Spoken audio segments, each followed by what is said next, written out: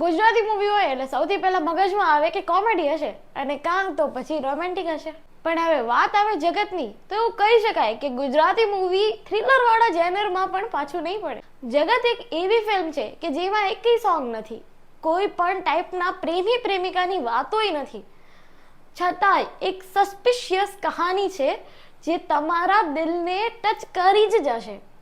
Director Harshil ભટ્ટના વખાણ ના કરીએ તો આ રિવ્યૂ અધૂરું રહે, કેમ કે એમણે એમના ડિરેક્શન હેઠળ એકદમ પરફેક્ટ અને બારીક મેકિંગ કરાવ્યું છે. હવે સાવ કોમેડી નથી એવું નથી. કોમેડી ફેક્ટરના બધા ક્રેડિટ્સ જાય છે ચેતન દયાને, કે જેમની ડાયલોગ ડિલિવરી અને એમના પંચીસ તમને હસવા ઉપર મજબૂર કરી જ દેશે.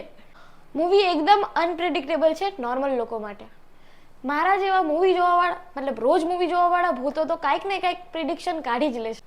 ઇન્ટરવલ પહેલાં જરાય બોર નહીં થાવ, ઇન્ટરવલ પછી થોડા થશો, પણ એ ઇગ્નોરેબલ છે કારણ કે બાકી બધું જોરદાર છે. એક વાત મેં નોટિસ કરી કે હર્ષિલ ભટ્ટ બ્રાહ્મણ, એટલે એમણે પોતાના મૂવીના બધા કેરેક્ટર્સનું નામ બ્રાહ્મણ કાસ્ટમાં જ રાખ્યું છે. સૌથી પહેલાં તો આપણા મેઇન હીરો જગત પંડ્યા, કમિશનર જોશી, ભાવિક શુક્લા અને હજુ તો ઘણા બધા હતા, અને બધાની કાસ્ટ તો બ્રાહ્મણ જ હતી.